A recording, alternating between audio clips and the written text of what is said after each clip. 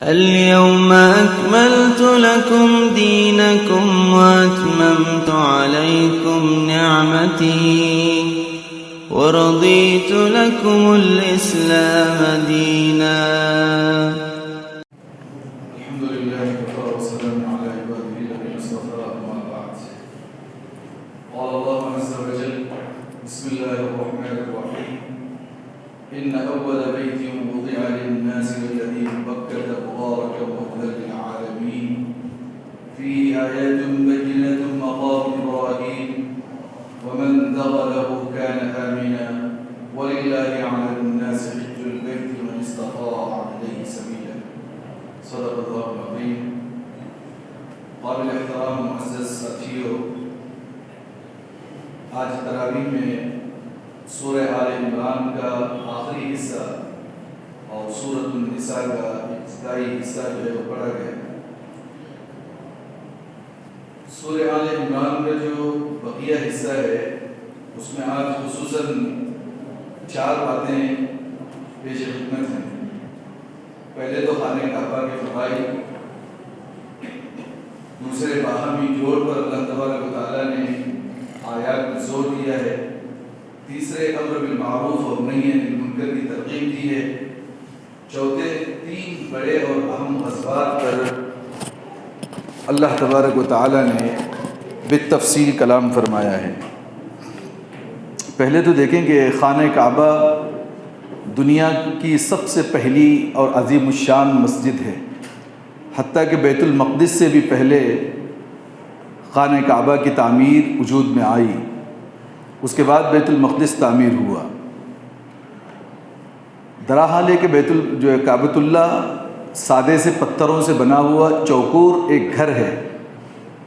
اس میں نہ نقش و نگار ہے، نہ اس میں بہت سارے آسائش اور زیبائش کی وہ تمام تر چیزیں خوبصورتی کے لیے لگائی گئی ہیں. بالکل سادہ صاف اور جو ہے بالکل سادہ لوح انداز کے اندر جو ہے اس کو بنایا گیا ہے. مگر اس کی جاذبیت، اس کی کشش اس طریقے کی ہے کہ دنیا کے ہر کونے سے انسان ہر لمحہ اس جگہ پہ پہنچتا ہے. رات ہو کہ دن ہو، صبح ہو کہ شام ہو، بارش ہو کہ دھوپ ہو، ہر وقت لوگ جوق در جوق کعبۃ اللہ کے پاس آتے ہیں اور ہزاروں اور لاکھوں کی بھیڑ ہر ایک سیکنڈ میں جو ہے وہ طواف اس کے ارد گرد کرتے جا رہی ہے. تو یہ اس کی عظیم الشان ہونے کا اندازہ بھی ہے. اور اللہ نے خود فرمایا کہ ان اول بیت، دنیا کے اندر سب سے پہلا گھر اللہ تبارک و تعالیٰ کا جو بنایا گیا ہے وہ بکہ میں ہے. پہلے اس شہر کا نام بکہ تھا، پھر اس کو کثیر الاستعمال سے مکہ کر دیا گیا ہے. اللہ کہتے ہیں دوسری فضیلت اس شہر کی یہ کہ وَمَن دَخَلَهُ كَانَ آمِنًا، جو اس شہر میں داخل ہوگا اس کو امن دیا جائے گا. اس کے ساتھ نہ کوئی جنگ ہوگی، اس کے ساتھ نہ کوئی ہاتھا پائی ہے. حتیٰ کہ آگے حج کے احکام میں اللہ نے یوں بھی بیان کیا کہ لا رفث ولا فسوق ولا جدال فی الحج، نہ کسی کو ٹیڑھے انداز سے دیکھنا ہے، نہ گالی دینا ہے، نہ کسی کے ساتھ جو ہے وہ لب کشائی کرنی ہے، نہ کوئی جھگڑا کرنا ہے. حتیٰ کہ اگر کوئی مکہ میں داخل ہوگا، گھاس بھی اگر ہوگی تو اس کو نہیں اکھاڑ سکتا، پرندے اگر ہیں تو اس کا شکار نہیں کر سکتا. اتنی امن کی چیز اللہ تبارک و تعالیٰ نے اس جگہ کو بنایا. پھر فرمایا کہ لوگوں پر ضرور ہے وَلِلَّهِ عَلَى النَّاسِ حِجُّ الْبَيْتِ مَنِ اسْتَطَاعَ إِلَيْهِ سَبِيلًا، جس کے پاس حج بیت اللہ کرنے کی طاقت ہے وہ ضرور اللہ کے لیے حج کریں. یہاں ایک مسئلہ سمجھنے کی ضرورت ہے. استطاعت کس کو کہتے ہیں؟ دراصل استطاعت کہتے ہیں کہ رخت سفر کی تیاری ہو، یہاں سے مکہ المکرمہ جانے کے لیے جو ٹکٹ ہے، جو ساز و سامان ہے، جو کھانا پینا ہے، جو کپڑے ہیں، رہنے کا انتظام ہو، واپسی کا انتظام ہو. اس کے ساتھ جب وہ وہاں چلا جائے تو اس کی بیوی، اس کے بچے، ان کے ساتھ میں بھی گزر بسر کا سامان جس کے پاس ہے اس پر اسی ٹائم حج فرض ہے. ایک بڑی غلط فہمی ہم مسلمانوں کے درمیان یوں ہے کہ ہم سمجھتے ہیں کہ 60 سال 70 سال کے بعد، ریٹائرمنٹ کے بعد، بوڑھے ہونے کے بعد حج کریں گے. یہ غلط فہمی دل سے نکال لیجئے. آج جوان ہیں اور حج فرض ہے. جس کے پاس صاحب نصاب ہیں، حج کو جانے کی جو ہے ان کے پاس کیپیسٹی ہے، آج ان پر حج فرض ہے. اس کو آپ ڈیلے نہیں کر سکتے. جیسے رمضان آیا ہے تو رمضان کے روزے رکھنے ہی رکھنے ہیں. پیسہ ہاتھ میں ہے تو زکوٰۃ اس پر واجب ہے تو دینی ہی دینی ہے، ایسا نہیں کہ اس کو 10 سال کے بعد کیا جائے گا۔ ایسی حج فرض ہے، اول درجے میں فرض ادا کرنا ضروری ہے۔ ہو سکتا ہے کہ کبھی انتقال ہو جائے اور اللہ کے دربار میں اس کی پوچھ ہوگی کہ فرض ہوا تھا اور آپ نے اس میں ڈیلے کیوں کیا، تو اللہ کہہ رہے ہیں کہ لوگوں پر ضروری ہے کہ جس کے بعد استطاعت ہو وہ ضرور حج کریں۔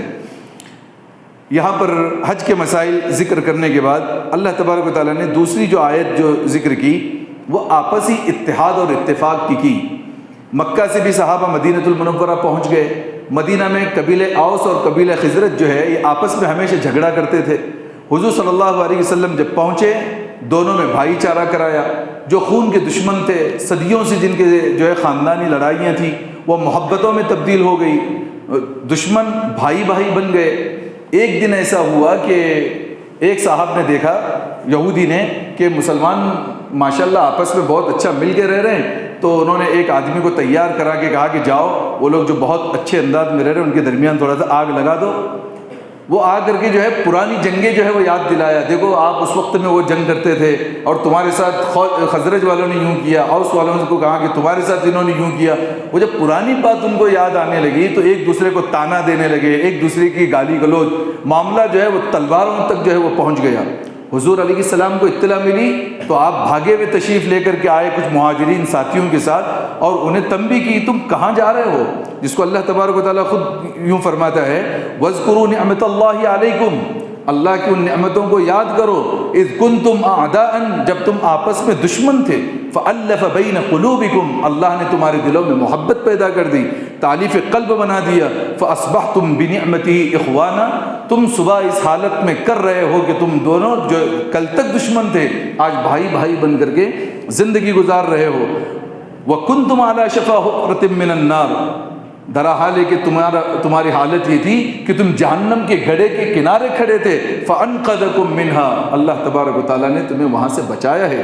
كَذَلِكَ يُبَيِّنُ اللَّهُ لَكُمْ آيَاتِهِ لَعَلَّكُمْ تَهْتَدُونَ، جب حضور صلی اللہ علیہ وسلم نے انہیں تنبیہ کی تب پھر ہوش ٹھکانے آئے، پھر انہوں نے آپس میں ایک دوسرے کو معانقہ کیا اور زار و قطار صحابہ رونے لگے۔ یہ آیت وقت کے حساب سے کسی کے متعلق بھی شان نزول میں نازل تو ہو گئی ہے، مگر یہ آیت قیامت تک کے ہر مسلمانوں کے لیے، قرآن کی ہر آیت ہر مسلم و غیر مسلم کے لیے قیامت تک کے لیے اتاری گئی ہے۔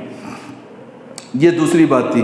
تیسری بات جو اللہ تبارک و تعالیٰ نے فرمایا کہ امر بالمعروف اور نہی عن المنکر، 3 جگہ پر یہ ذکر فرمایا وَلْتَكُن مِّنكُمْ أُمَّةٌ يَدْعُونَ إِلَى الْخَيْرِ وَيَأْمُرُونَ بِالْمَعْرُوفِ وَيَنْهَوْنَ عَنِ الْمُنكَرِ وَأُولَٰئِكَ هُمُ الْمُفْلِحُونَ، آپ لوگوں میں سے کچھ لوگ ایسے ہو جانے چاہیے، مسلمانوں کی کمیونٹی میں سے کچھ لوگ اپنے آپ کو جو ہے وقف کر دینا چاہیے اللہ کے دین کے لیے، جو لوگوں کو اچھی اچھی باتیں بتایا کرے اور لوگوں کو حرام کاموں سے اور بری چیزوں سے بچایا کرے۔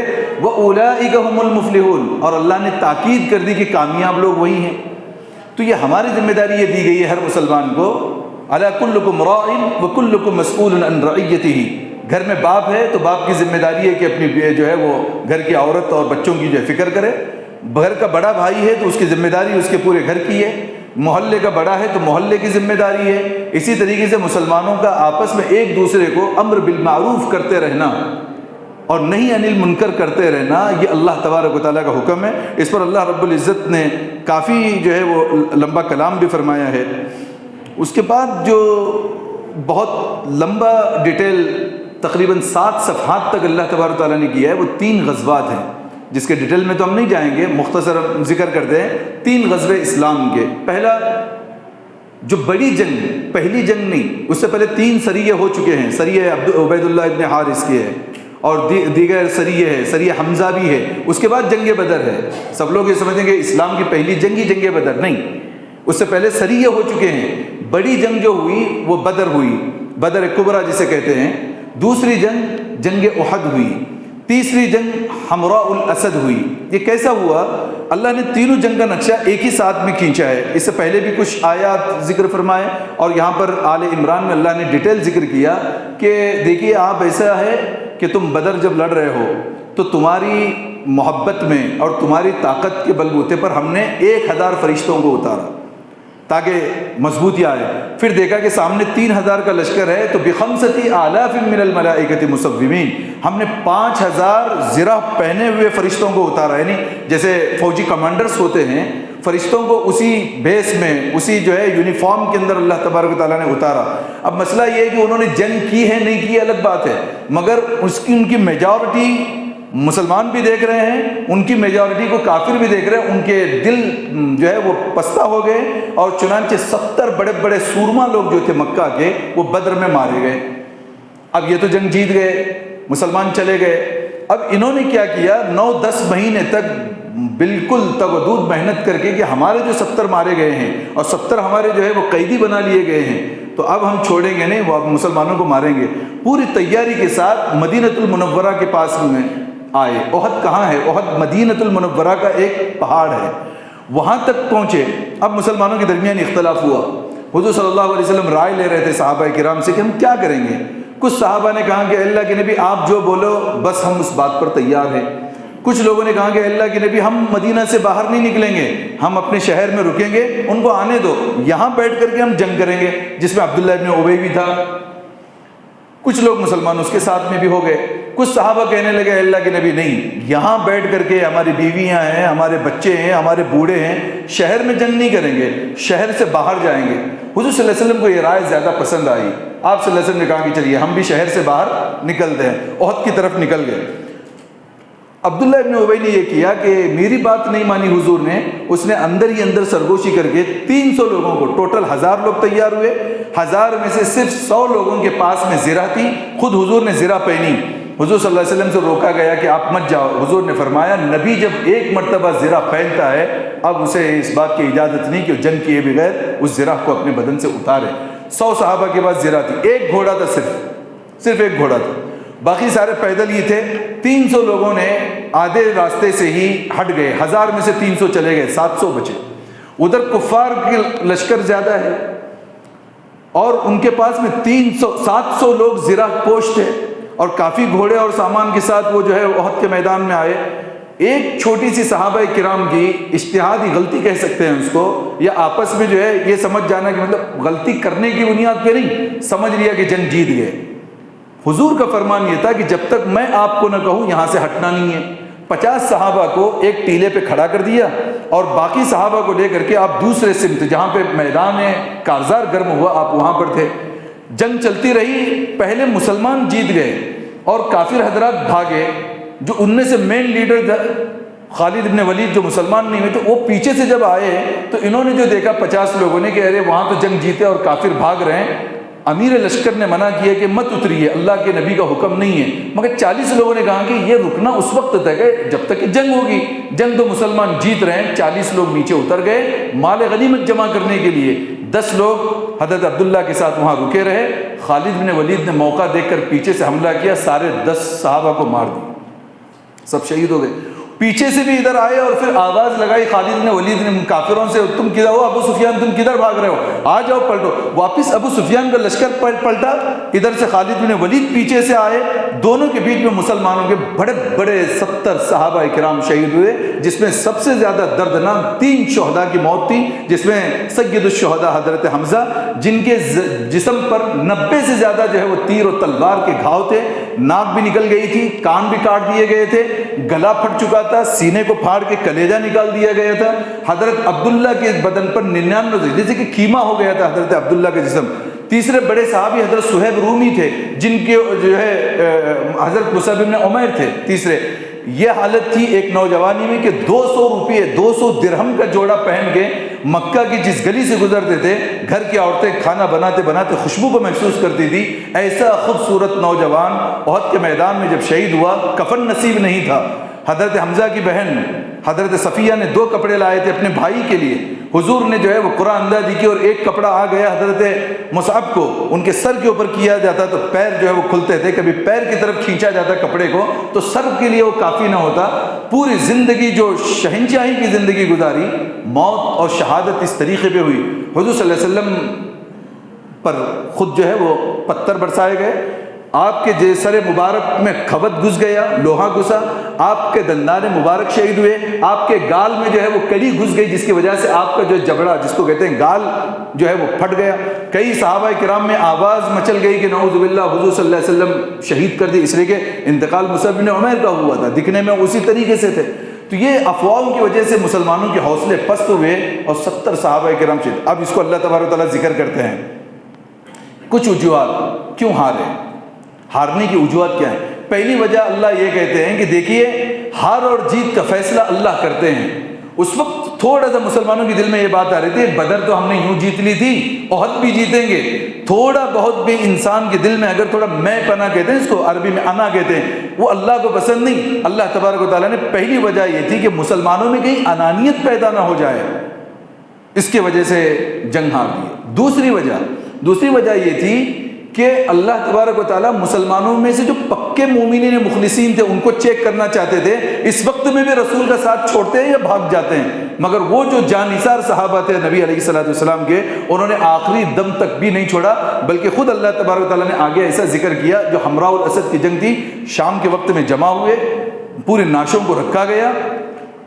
اس وقت حضور نے فرمایا 70 صحابہ کرام کو جمع کر کے، 70 کے 70 نے لبیک کی، سب کے بدن پہ زخم ہیں اور خون میں لت پت ہیں، میتوں کو دیکھ کر کے رونا اور دھونا جاری ہے۔ اس وقت حضور نے فرمایا کہ کون ہے جو ابو سفیان کے لشکر کا پیچھا کرے گا؟ ابھی جنگ ختم ہی نہیں ہوئی، ابو سفیان جب بھاگ گئے تو کہا کہ کون ان کا پیچھا کرے گا؟ 70 صحابہ نے کہا اللہ کے نبی ہم۔ واپس وہ اسی حالت میں، زخم کی حالت میں، ابو سفیان کے پیچھے مدینۃ المنورہ سے حمراء الاسد تک پیچھے لگے۔ حمراء الاسد میں جب دیکھا ابو سفیان نے کہ یہ لوگ آئے ہیں، ان کی ہمتیں اتنے شہید ہونے کے باوجود بھی پست نہیں ہوئے، گھبرا کر کے مکہ کی طرف بھاگ گئے، جلدی نکلنے کی کوئی ہمت نہیں کی، آخر خندق تک جو ہے مدینہ پہ چڑھانے کی جو ہے ان کی چڑھائی کرنے کی ہمت نہ ہوئی۔ تو یہ جو ہے صحابہ کرام نے حضور کے قول پہ اور ان کے حکم پہ اپنی جان تک اس طریقے سے دی۔ تیسری وجہ اس کی یہ ہے کہ مسلمانوں کے کچھ لوگوں کو اللہ شہید کروانا چاہتے تھے۔ کچھ لوگ جب شہید ہوں گے تو ان کی محبت کے اندر اور ان کا بدلہ لینے کا جو انتقام ہوگا وہ ایک عجیب، ایک اعلیٰ قسم کا، ایک ایڈوانس لیول کا ہوتا ہے۔ ہر بار جیتتے رہیں گے تو سست ہو جائیں گے۔ جب کچھ شہید ہو چکے ہیں تو شہداء کا بدلہ لینے کی تیاری، جس کو اس صورت کے آخر میں اللہ نے فرمایا یا ایھا الذین آمنوا، اے ایمان والو، اصبروا، صبر کرو، جو حالات تم پہ آئے ہیں نا جنگ میں، صبر کرو، وصابروا، اور پھر کیا کرو؟ جو جنگ کے وقت میں صبر، ایک صبر حالات پہ صبر کرو گھر میں رہ کے، وصابروا دوسرا لفظ استعمال فرمایا کہ جنگ کے وقت میں جو حالات آئے ہیں اس پہ صبر کرو، ورابطوا پھر تیاری کرو آگے جنگ کی، مضبوط ہو جاؤ اپنے آپ کو۔ پھر چوتھی صفت کہی کہ لعلکم تتقون، تم صبر بھی کرو گے، استقامت کے ساتھ بھی رہو گے، تیاری کے ساتھ رہو گے، تو اس کی وجہ سے اللہ تبارک و تعالیٰ تمہارے دل میں تقوی پیدا کرے گا۔ پھر الحمدللہ یہ جنگ ہوئی، اس کے بعد جائزے لیے گئے، تب حضور صلی اللہ علیہ وسلم نے دیکھا کہ کہاں اونچ نیچ ہوئی ہے، کہاں جو ہے وہ چوک ہوئی ہے، وہ تمام باتوں کو مد نظر رکھتے ہوئے صحابہ کرام نے پھر اس کے بعد سے کبھی یوں نہیں سوچا کہ ہم جنگ جیت جائیں گے، ہر چیز کو اللہ کے حوالے کر دیا کہ اللہ چاہتا ہے تو جنگ جیتتے ہیں، اللہ چاہتے ہیں تو جنگ ہارتے ہیں۔ تو یہ صورت جو ہے اس طریقے سے یہاں پہ ختم ہوتی ہے۔ دوسرا حصہ جو آتا ہے وہ ہے سورۃ النساء کا۔ یہ بہت اہم صورت ہے سورۃ النساء۔ النساء کہتے ہیں عربی میں عورتوں کو۔ حضور صلی اللہ علیہ وسلم جب آئے تھے مدینۃ المنورہ اور مکہ میں جب آپ کو نبی بنایا گیا تھا، اس وقت عورتوں کی کوئی خاص عزت نہیں تھی، ہمیشہ ان کے خلاف جو ہے سازشیں اور ان کو بالکل نیچا دکھانا، اس طریقے کے حالات تھے۔ سب سے پہلی کتاب اللہ تبارک و تعالیٰ کی قرآن مجید ہے جس میں عورتوں کو سب سے اونچا درجہ دیا گیا۔ سورۃ الرجال کے نام سے، مردوں کے نام سے کوئی سورت 114 صورتوں میں نہیں ہے، سورۃ النساء کے نام سے ہے۔ اور اماں عائشہ یوں فرماتی ہیں کہ سورۃ النساء جب نازل ہوئی ہے اس کے لفظ و لفظ میرے سامنے اترے ہیں، پوری صورت میرے سامنے اتری ہے۔ اب دیکھیں اس کے اندر شروع سے لے کر کے آخر تک خواتین کے احکام اللہ تبارک و تعالیٰ نے گن گن کر بتائے ہیں۔ اس کے لیے میں ہمیشہ یہ کہتا ہوں کہ جو لڑکے یا لڑکیاں نکاح کرنا چاہتی ہیں اس سے پہلے سورۃ النساء کا پڑھنا ضروری ہے۔ جب تک سورۃ النساء نہیں پڑھیں گے ازدواجی زندگی سمجھ میں نہیں آئے گی، نہ نکاح سمجھ میں آئے گا، نہ طلاق، نہ وراثت، نہ دیگر جو ہے عدت وغیرہ کے احکام سمجھ میں آئیں گے۔ پڑھنا چاہیے۔ اس سورت کو سورۃ النساء الکبریٰ بھی کہا جاتا ہے، یعنی بڑی سورت عورتوں کی، اور دوسری ایک چھوٹی سورت ہے سورۃ الطلاق، وہ بھی عورتوں کے لیے، اس کو سورۃ النساء الصغریٰ کہا جاتا ہے، یعنی کہ نساء صغریٰ سورۃ الطلاق، نساء الکبریٰ یہ سورۃ النساء۔ 186 آیتیں ہیں اس سورت میں۔ اب یہاں پہ پہلا ہی اللہ تبارک و تعالیٰ نے یتیم بچیوں کا حق دلایا۔ یہ ہوتا تھا کہ کسی کا باپ مر گیا، جنگ میں مر گیا ہو یا ایسی ہی اپنی موت مر گیا ہو، تو اس کی بیٹیاں جو جوان ہوتی ہیں، نابالغ ہوتی ہیں، یتیم بچیوں کو ان کے چاچا اور دیگر افراد جو سنبھالتے ہیں وہ کیا کرتے ہیں، اس کے باپ کی پراپرٹی پوری کی پوری ہڑپ کرتے ہیں۔ دوسرا یہ طریقہ کرتے تھے کہ وہ لڑکی کو خود ہی نکاح کر کے لیتے تھے تاکہ پراپرٹی بھی ہو جائے اور لڑکی کو کہیں باہر جانے کی ضرورت نہ پڑے، یہ باہر جائے گی تو اپنا مال لے کے جائے گی، تو کسی طریقے سے مال کھینچا کرتے تھے۔ اللہ تعالیٰ نے 3 اصول بتائے۔ پہلی بات تو یہ کہ جب وہ لڑکے بالغ ہو جائیں یا لڑکیاں بالغ ہو جائیں، فَادْفَعُوا إِلَيْهِمْ أَمْوَالَهُمْ، ان کا مال ان کو ہو بہو ریٹرن کر دو۔ آج بھی دیکھیے ایک بھائی کا انتقال ہوتا ہے، چھوٹے چھوٹے بچے ہوتے ہیں، چاچا قبضہ کرتا ہے، آج بھی رونا دھونا ہے، ہمارے بڑے ابا نے سب کچھ کھا لیا، ہمارے چاچا نے ہمارا کچھ حق ادا نہیں کیا۔ وہ یہ مسلمانوں کے لیے آیت بتائی گئی کہ جس کا باپ مر گیا ہو، اس باپ کی جو پراپرٹیز ہیں وہ پراپرٹی جیسی بچے سمجھدار ہو جائیں ان کو دے دینا چاہیے۔ امام ابو حنیفہ رحمۃ اللہ علیہ نے یہاں پہ یہ لکھا ہے کہ 25 سال اگر ہو جائے، چاہے بچے کو سمجھ آئے نہ آئے، بزنس کرنا اس کو آتا ہو نہ آتا ہو، ان کا مال 25 سال کی عمر میں ان کو ریٹرن کیا جائے۔ ان کے دونوں شاگرد صاحبین امام محمد اور امام ابو یوسف رحمۃ اللہ علیہ یہ کہتے ہیں کہ سمجھ اگر 15 سال میں آئی تو 15 سال میں دے دو، سمجھ 30 سال میں آئی تو 30 سال میں ان بچوں کو سمجھ کے بعد دو، کیونکہ بچے اپنا مال ضائع نہ کریں۔ پہلا اصول۔ دوسرا اصول یہ ہے کہ جب دے رہے ہیں اچھا اور برا مکس جو ہے اس کو چھانٹ کر کے دو۔ کیا ہوتا تھا پہلے تو جانور ہوتے تھے، اونٹ ہوتے تھے، بکریاں ہوتی تھیں، لوگ کیا کرتے تھے دینے کا وقت ہوتا تو موٹے تگڑے جانور خود رکھتے تھے، دبلے پتلے اٹھا کر کے یتیم کو دیتے تھے۔ اس سے منع کیا کہ آپ ایسا نہیں کریں گے، برابر ڈیوائڈیشن جو ہے اس طریقے سے کیا جانا چاہیے۔ اس کے بعد دوسرا فوراً اللہ تبارک و تعالیٰ نے جو دوسرا حکم دیا کہ آپ تعدد ازواج، ایک سے زیادہ نکاح کی ترغیب دی یہاں پر اسی لڑکیوں کے میٹر کو سمجھاتے ہوئے۔ تیسری چوتھی آیت میں اللہ نے کہا کہ دیکھیے وَإِنْ خِفْتُمْ أَلَّا تُقْسِطُوا فِي الْيَتَامَى، اگر تم یتیم کے معاملے میں تم صحیح انصاف پرور نہیں ہو سکتے ہو تو فَانْكِحُوا مَا طَابَ لَكُم مِّنَ النِّسَاءِ مَثْنَىٰ وَثُلَاثَ وَرُبَاعَ، تو تم عورتوں سے نکاح کرو 2 3 اور 4۔ کیوں کہ اس وقت میں اتنی زیادہ بے حیائی تھی کہ 2500 عورتوں سے ایک آدمی نکاح کیا ہوا رہتا تھا صرف پراپرٹی کو ہڑپ کرنے کے لیے۔ کسی کے پاس 30 عورتیں ہیں، کسی کے پاس 50 عورتیں ہیں، حتیٰ کہ صرف ایسا نہیں، اوپر آپ بائبل میں دیکھیں حضرت سلیمان علیہ السلام کے لیے 180 عورتیں لکھی گئی ہیں، ایک جگہ پہ حضرت سلیمان کے لیے 1100 عورتیں لکھی گئی ہیں، حضرت جو ہے داؤد علیہ السلام کے لیے لکھی گئی۔ ہم یہ نہیں کہہ رہے ہیں مگر توریت کہہ رہی ہے۔ رام کرشن کے بارے میں دیکھیں، شنکر کے بارے میں آپ دیکھیں، شنکر جی کے بارے میں تو لکھا ہے کہ 800 بیویاں تھیں وغیرہ وغیرہ۔ اس طریقے سے وہ رواج جو چلا ہوا آ رہا تھا، عرب کے اندر بھی 50 عورتیں رکھتے تھے۔ اللہ نے پہلے قانون بنا دیا 4 سے اوپر آپ مسلمان بیویاں نہیں رکھ سکتے، سب نکال دو اپنی زندگی سے، جتنے رکھیں 4 رکھیں۔ پھر کنڈیشن کر دی 4 کیسے؟ فَإِنْ خِفْتُمْ أَلَّا تَعْدِلُوا، اگر تمہیں اس بات کا ڈر ہے کہ تم چاروں بیویوں میں انصاف نہ کر سکو، ان کی ذمہ داری ان کی پوری نہ کر سکو، فَوَاحِدَةً، ایک ہی ساتھ۔ آج کے حالات میں ایک ہی بیوی رکھنا بہتر ہے، کیونکہ آج کے زمانے میں بیویاں زیادہ رکھ کر کے انسان جو ہے وہ صحیح طریقے سے حق ادا کر سکے نہ کر سکے، پھر کل قیامت کے دن ایک سائیڈ انسان کا شل ہو کر کے آئے گا، لوگ پہچانیں گے کہ 2 بیویاں والا تھا مگر انصاف نہیں کرتا تھا۔ تو انصاف اگر کسی کے پاس طاقت ہے پھر 2 بھی کر سکتا ہے، 3 بھی کر سکتا ہے، 4 بھی۔ اس کے اصول بتایا گیا کہ پہلی جو بیوی ہے اس کی جو ہے وہ ایذا رسانی نہ ہو۔ اللہ تبارک و تعالیٰ نے کہا، آگے بھی یوں کہا ہے ایک آیت میں کہ وَإِنْ أَرَدْتُمُ اسْتِبْدَالَ زَوْجٍ مَكَانَ زَوْجٍ وَآتَيْتُمْ إِحْدَاهُنَّ قِنطَارًا فَلَا تَأْخُذُوا مِنْهُ شَيْئًا أَتَأْخُذُونَهُ بُهْتَانًا وَإِثْمًا مُبِينًا۔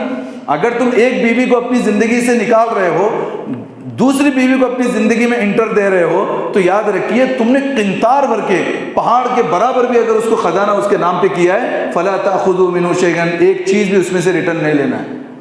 جو بیوی کو آپ نے دے دیا اس کا ہے۔ اور کہتے ہیں کہ جب وہ زندگی میں تم نے سب کچھ اس عورت سے حاصل کر لیا، اب مال آپ کیسے لے سکتے ہو؟ مال اس کو دے دو، چینج کرنے کا اختیار دیا گیا۔ آپ کو بیوی پسند نہیں آ رہی ہے اور کسی ایسی وجوہات کی وجہ سے آپ کا نباہ نہیں ہو رہا ہے، آپ طلاق دینا چاہ رہے ہیں، دے سکتے ہیں۔ جب دے رہے ہیں مال اس سے جو ہے لیا نہیں جا سکتا، یہ بات کہی۔ اب رہی بات 4 خواتین کا جو معاملہ ہے، وہ اتنا زیادہ اہم مسئلہ ہے کہ اس میں شرط واحد وہ انصاف کی ہے۔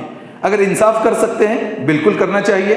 آج کے حالات میں بھی جہاں پہ خواتین جو ہے وہ کثرت سے ہیں اور نکاح نہیں ہو رہے ہیں، تو جن کے پاس پیسہ ہے، مال و دولت ہے، علامہ یوسف القرضاوی کا جو ہے ایک بہت اہم فتویٰ ابھی شائع ہوا تھا، جس میں انہوں نے کہا کہ وہ آدمی گنہگار ہے جس کے پاس پیسہ ہے اور خواتین کو دیکھ رہا ہے اور اس سے نکاح نہیں کر رہا ہے، کہ خواتین کی کثرت ہے، گھر گھر بچیاں ہیں اور ایک ایک بیوی کے اوپر اکتفا کیے ہوئے ہیں، اگر ان کے پاس طاقت ہے سنبھالنے کی تو انہیں چاہیے کہ وہ بالکل جو ہے وہ نکاح کریں۔ تیسری آیت جو اللہ تعالیٰ نے فرمائی خواتین کے لیے اور گھر کے لوگوں کے لیے وہ ہے وراثت کی، یہ آخری حصہ ہم اس کا ذکر کریں گے۔ اللہ تبارک تعالیٰ نے کہا للرجال نصیب مما ترک الوالدان والاقربون وللنساء نصیب مما ترک الوالدان والاقربون۔ دیکھیے ہر چیز میں آپ کو اختلاف نظر آئے گا، مسلکوں کے اختلافات نظر آئیں گے، نماز میں ہیں، حج کے معاملے میں ہو، روزوں میں ہو، تراویح میں ہو، ہر جگہ آپ سن رہے ہیں، مگر یہ وراثت ایک ایسی چیز ہے یہاں کسی امام کا کوئی اختلاف نہیں۔ وجہ کیا ہے؟ پورا ڈیٹیل اللہ نے دے دیا ہے، کسی چیز کو پینڈنگ ہی نہیں رکھا، کیونکہ اتنا اہم مسئلہ ہے۔ اس کے لیے علماء فرماتے ہیں نماز کے 200 مسئلے بتانے میں جو ثواب مل سکتا ہے، وراثت کے ایک مسئلے کے بتانے میں وہ ثواب ہے نہیں، اس کی اہمیت اتنی ہائی لیول کی ہے۔ اور اللہ نے سورۃ النساء میں 1 by 1 جو ہے وہ ذکر کیا ہے۔ اللہ نے فرمایا مردوں کے لیے وہ حصہ ملے گا جو اللہ نے ان کے حصے میں رکھا ہے، خواتین کے لیے بھی وہ حصہ ملے گا۔ پھر اللہ نے فرمایا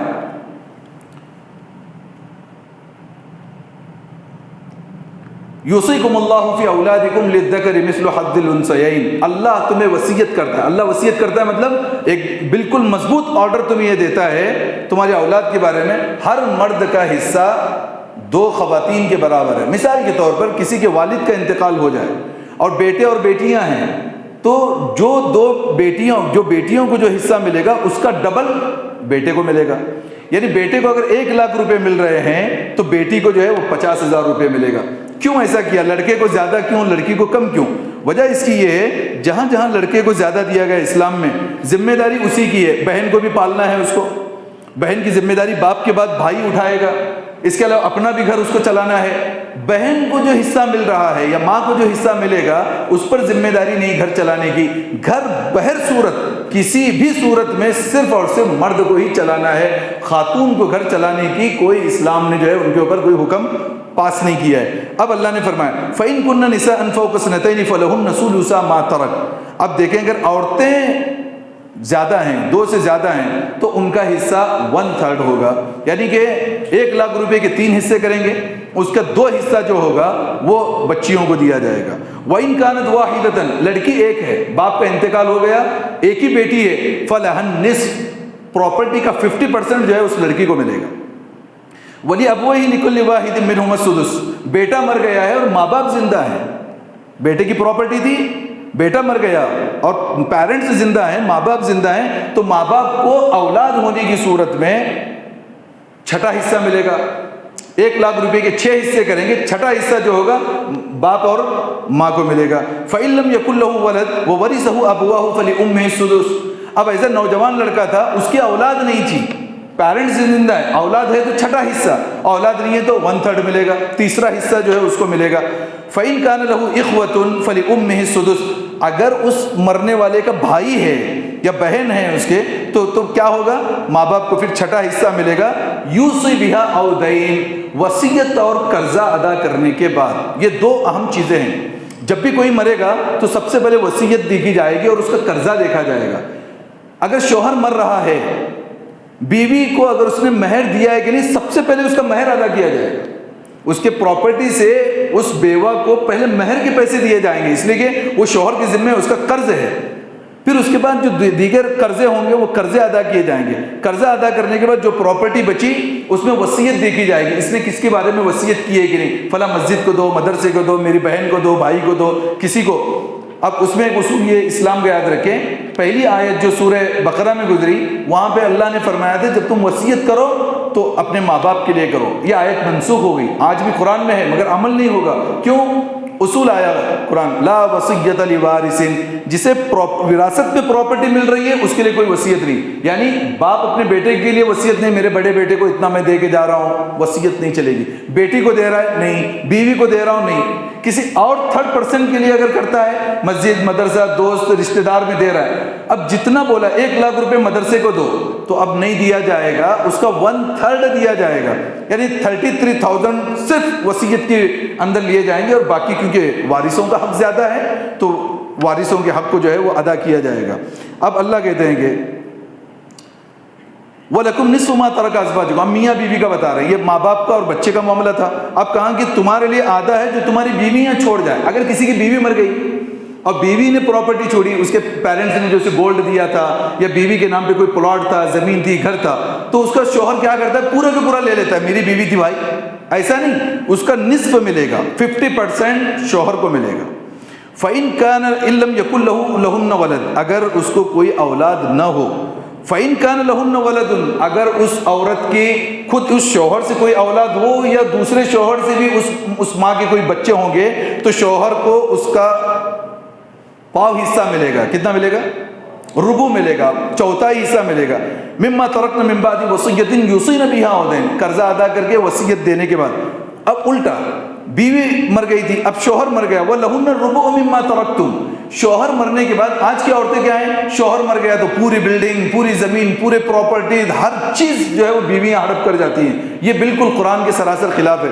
بیوی کا حق جس وقت میں اولاد نہیں ہے، یعنی ایک شوہر تھا، شادی ہو گئی تھی، پراپرٹی ہے، بچے نہیں ہیں ابھی، تو چاہے اس بیوی کے ساتھ بچے ہو یا کسی دوسری اس کی بیوی تھی اس کے بچے، اگر بچہ نہیں ہے اس صورت میں اس کو 1/4 ملے گا۔ 1,00,000 روپے ہیں، 25,000 روپے بیوی کو ملیں گے، چاہے اس شوہر کا اس عورت سے بچہ ہو یا دوسری عورت سے، اگر اس شوہر کے بچے ہیں تو چوتھا حصہ ملے گا۔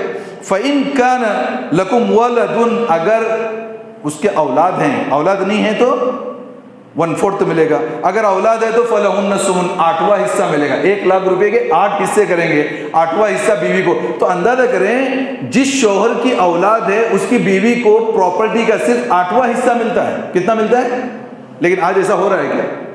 آج تو پوری بیوی پورا ہڑپ کر لیتی ہے، سسرال والے پورے کے پورے آگے جو ہے قبضہ کر لیتے ہیں۔ نہیں، جو شوہر مر رہا ہے اس کے بھائی ہیں، اس کے پیرنٹس ہیں، اس کے بچے ہیں، دیگر لوگ ہیں، ان کی ذمہ داری اس کے ساتھ ہے، بیوی کا سب کچھ نہیں۔ اولاد نہیں ہے تو 1/4، اولاد اگر ہے 8واں حصہ ملے گا۔ ما ترکتم من بعد وصیۃ توصون بها او دین۔ اسی طریقے سے آگے بالتفصیل اللہ تبارک و تعالیٰ نے جو ہے پھر آگے ذکر کیا، ہر ایک کے بارے میں ذکر کیا ہے کہ اس کو اتنا، اس کو اتنا۔ تو آپ جب تک اس کو پڑھیں گے نہیں، سلیبس سمجھ میں نہیں آئے گا، اور یہ لفظ بلفظ اللہ نے سمجھایا ہے تو اس کے لیے اس میں کسی کا اختلاف بھی نہیں۔ اور سب سے زیادہ اس امت میں نظر انداز کیا جا رہا ہے، نظر انداز مطلب اگنور کیا جا رہا ہے، تو وراثت کے مسائل کو اگنور کیا جا رہا ہے۔ آج دیکھیں کسی کو پوچھے کس کا کتنا حصہ ہے، جبکہ قرآن آیات میں ہے مگر پتہ نہیں ہے، کیونکہ امت نے بھلا دیا ہے، نہ مسجدوں میں اس کا تذکرہ ہو رہا ہے، نہ بیانات میں اس کا تذکرہ ہو رہا ہے، حالانکہ قرآن آیات کا تذکرہ خوب ہماری مجلسوں میں ہونا چاہیے، اور ہر ایک کو سلیبس یاد ہونا چاہیے کہ یہ کس کو کتنا دینا ہے۔ آخری آیت دیکھیں، اب اللہ تبارک تعالیٰ نے 2 چیزیں بتائی۔ ایک یہ ہے کہ حرمت علیکم امہاتکم، جو رشتہ حرام ہے وہ 2 ٹائپ کا ہے۔ کن عورتوں سے ہم نکاح کر سکتے ہیں، کن عورتوں سے نکاح نہیں کر سکتے۔ جن عورتوں سے نکاح نہیں کر سکتے اس میں 2 قسمیں ہیں، ایک ہے ٹیمپروری کسی وجہ سے نکاح نہیں ہو رہا، اور ایک ہے پرماننٹلی نکاح نہیں ہوگا۔ ایک ہی آیت میں اللہ نے 2 معنی بتا دی۔ وقتی طور پہ نکاح نہیں ہونے کا مطلب اگر بیوی ہے، جب تک بیوی ہمارے نکاح میں ہے اس کی بہن سے نکاح حرام ہے، سالی کو اپنے نکاح میں نہیں رکھ سکتے۔ ہاں اگر بیوی مر گئی یا بیوی کو اس نے طلاق دے دیا، اب اس کی جو بہن ہے وہ حلال ہو جائے گی۔ یہ جب تک بیوی نکاح میں ہے تب تک اس کی بہنیں حلال نہیں ہو سکتی، یہ ٹیمپروری مسئلہ ہے۔ پرماننٹ کیا ہے؟ اللہ نے فرمایا حرمت علیکم امہاتکم، تم پر تمہاری مائیں حرام، کسی بھی لیول کی ماں، پیدا کرنے والی ماں، دودھ پلانے والی ماں، سمجھ رہے نہیں سمجھ رہے، ماں حرام، وبناتکم، تمہاری بیٹیاں حرام۔ اچھا ماں میں کون آ گئی؟ دادی بھی آ گئی، نانی بھی آ گئی، پردادی، اوپر تک جو سلسلہ ہے وہ سب کے سب ماں میں جمع ہوتا ہے۔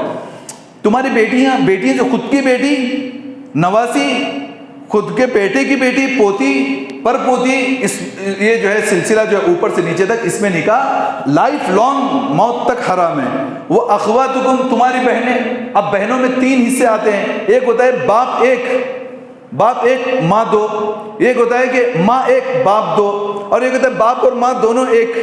یہ 3 ٹائپ کا رشتہ بھائی اور بہنوں میں ہوتا ہے، اخیافی اللہ کی اور حقیقی بھائی بہن۔ تو اس کے اندر کیا ہوگا؟ اخواتکم، تمہاری بہنوں سے نکاح نہیں، وہ اماتکم، پھوپھی سے نکاح نہیں، ابا کی بہن اس سے نکاح نہیں، وہ خالاتکم، اماں کی بہن جو خالائیں ہیں وہ ماں کا درجہ رکھتی ہیں. حضور نے فرمایا الخالۃ فی درجۃ الام، خالہ ماں کے درجے میں ہوتی ہے تو خالاؤں سے نکاح نہیں. وہ بنات الاخ، اب بھائی کی بیٹی یعنی بھتیجی سے نکاح نہیں، اس لیے کہ وہ اس کی بیٹی ہوگی. سگے بھائی کی جو بچیاں ہیں وہ چاچا نکاح نہیں کر سکتا. ایسی بنات الاخت، بہن کی بیٹی وہ بھانجی ہوگی تو بھانجی سے نکاح نہیں. وہ امہاتکم اللاتی ارضعنکم، کسی نے دودھ پلایا ہے اس ماں سے نکاح کبھی نہیں ہو سکتا. اس کے لیے دودھ پلانے کا مسئلہ بڑا گمبھیر ہے. ہاسپٹل میں 2 عورتیں ہیں، رشتہ دار ہیں، کبھی بچہ پریشان کر رہا ہے، کوئی بھی عورت آئی اور بچے کو اٹھایا دودھ پلایا، یاد رکھیں بتانا ضروری ہے کہ میں نے اس بچے کو دودھ پلایا. اگر وہ دودھ پلائے وہ بچے کی ماں ہو چکی ہے اور زندگی میں سوچتے نہیں ہیں، جانے انجانے میں رہتے ہیں. مثال کے طور پہ ایک خالہ نے جو ہے دودھ پلا دیا، لڑکی کی بہن نے اپنے بھانجے کو دودھ پلایا، آگے چل کے ان کے بچوں کے رشتوں کا مسئلہ کیسے ہو سکتا ہے؟ رضائی بھائی بہن ہو گئے ہیں تو رضائی بھائی بہن کا رشتہ نہیں ہوتا. کئی جگہ پہ ایسے رشتے ہو چکے ہیں کیونکہ بہن ایڈمٹ تھی، بہن نے دودھ پلایا ہے. بچے جب بڑے ہوئے، بہن کے بچے کی شادیاں کیسے ہو سکتی ہیں جبکہ وہ دونوں بھائی بہن ہیں. وَأَخْوَاتُكُم مِّنَ الرِّضَاعَةِ، رضائی بھائی بہن کا نکاح نہیں ہوگا. اس کی پوری تفصیل اللہ تبارک و تعالیٰ نے بتا کے آخر میں کہا وَأَن تَجْمَعُوا بَيْنَ الْأُخْتَيْنِ، 2 بہنوں کو بھی ایک ساتھ جمع نہیں کر سکتے. تو بہرحال یہاں تک تمام چیزیں اللہ تبارک و تعالیٰ نے ہمارے لیے ذکر فرمائی ہیں. اللہ تبارک و تعالیٰ سے دعا ہے اللہ تبارک و تعالیٰ ہمیں بہتر طریقے سے قرآنی آیات پر عمل کرنے کی توفیق نصیب فرمائے. وآخر دعوانا الحمد للہ رب العالمین.